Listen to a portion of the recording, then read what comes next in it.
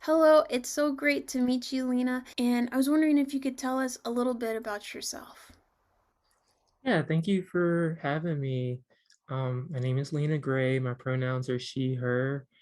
I am from Virginia originally, but I've been in Charlotte for about 4 years now. And I've been focusing on making art and music primarily for about 3 years now. Excellent, excellent. And I was wondering, could you tell us some of the influences that you have for art, for your art practice? Yes, my uh influences include Frida Kahlo and Mobius. Frida Kahlo has always resonated with me, just the way that she pours her heart into her art and how she uh, creates like representation through her art. And Mobius, I've been getting more into his work lately. He does like a lot of landscapes with sci-fi and fantasy aspects to it. And my biggest influence is my mom, who taught me at a young age that like depicting Black people as beautiful is such an important thing within art. And she's just given me a lot of passion for art as well. Awesome. Um, that's really special, and I really appreciate that connection that you've had with her and with art. And so that brings me to my next question, which is, what does Black History, Black Futures mean to you as an artist and community member? So I think Black history is important because it gives us context for how we move and operate. And I think without knowing that, we need to um, I think we need to understand what was fought for to continue the fight. And because I feel like we still have so much to work on, and we still aren't really living in a free world. And and I find it important to also, like as an artist, illustrate what we're moving towards. That's fantastic. And we've come a long way, but there is still so much progress and also trying to push against methods of erasure Mhm. that keeps being introduced that tries to diminish our places in the Yeah. world as well as our roles and efforts for liberation. So I really resonate with what you're saying. So thank you for sharing that. And I was also wondering, how does your work play a part in the futures of the Black and LGBTQ community? Well, I think community is really important to me. Um, and like I said, like we still have so much to fight for. And I think depending on the state for that has failed us so many times. So I feel like we need to protect ourselves really. And I feel like we need to work on making sure that we have like housing and just like making sure everybody's fed. And and yeah, I think like in order to build something new, we have to learn how to be independent of systems that don't work for us. Absolutely true. And I was wondering, how do you feel your art plays a part in that? So I think like a big shift in my art recently has been just imagining um what worlds would look like without trauma. Um, and I just want like to not only envision that, but like put it into the minds of people that it's possible to reach that. So before I think um well, to give a little background, I feel like if I had the proper representation and just like new history of people like me, I would have like my life would be totally different. And I think I would have not only like been more self-aware and came out sooner, but just like found my people sooner. Um, so like originally the art that I was creating was kind of informed by that notion.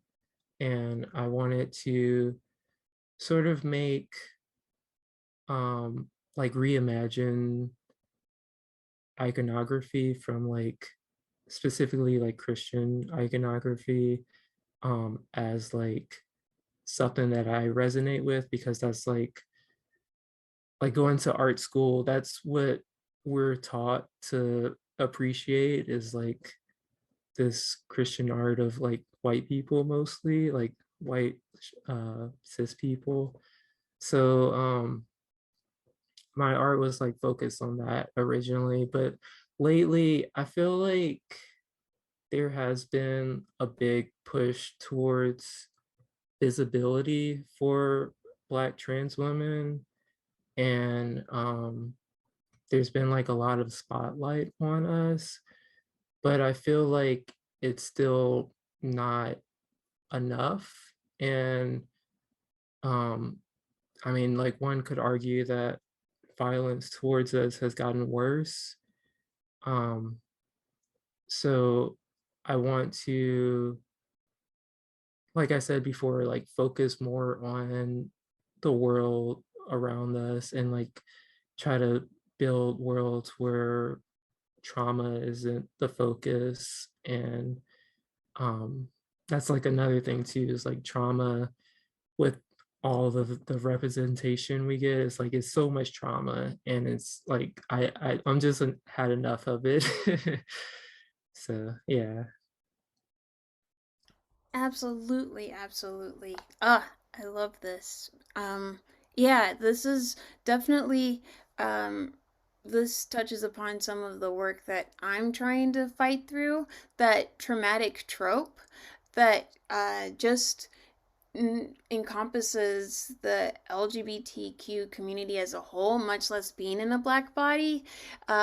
Yeah, it's something that I think before the pandemic I was subconsciously leaning into, but I want to work harder on producing work that speaks on advocacy as well as putting a spotlight on Black joy because it's so important Yeah. because we're multifaceted and also just creating more work that encompasses Black joy and encompasses resilience. It shows another way, another world that we can go towards collectively and to learn lessons from the past to keep moving forward and hopefully inspire other folks to come with us. So Yeah, absolutely. yeah, so thank you very much for sharing this, um, all these wonderful ideas. And I was wondering, speaking of joy and fighting against tropes of trauma in representation, what is a significant act of love someone has done for you? So I feel like there are some things I could think of for that. There are like specific moments in my life, but I think for me, what's the most important is like the longevity of it all and just like showing up every day and um, being able to have like a mutual respect and love for one another to the point where we make sure that we're understood and communicate that love as well, like on a daily basis too. Like I really thrive from that, and yeah, like I think too, I'm a person that gets overwhelmed a lot. Um, there's a lot of uh, there's a lot of like daily struggles that I have a hard time with, and um, I think one thing I really appreciate too, like even more than communication, is just like someone being present for me. Um, I guess I do have one thing that comes to mind is like recently I went to visit like a really wonderful friend of mine, and flying on a plane as a trans woman is scary for like multiple reasons, like bathrooms and um, getting like checked, like your body checked and all that kind of stuff. And on the way, like the day before I left, I was like just thinking about the trip back, and I was just like really overwhelmed. So I didn't really have like the mental to really talk about it, uh, but like she knew I was overwhelmed, so she just like held my hand for the rest of the day and played soothing music for like hours, and it was just like it put me in such a better place. I really appreciated it. That that is that is really special, and I'm glad that you're able to have that space with your friend. What a dear person to have in your life to just like Yeah. get you and see you and hold you to just to help you along your journey back to home. So yeah, thank you very much for sharing with me so many amazing ideas and visions, as well as this beautiful story of this wonderful act of love that your friend shared with you. Sorry about that sound. So I was wondering, do you have anything else you'd like to say today?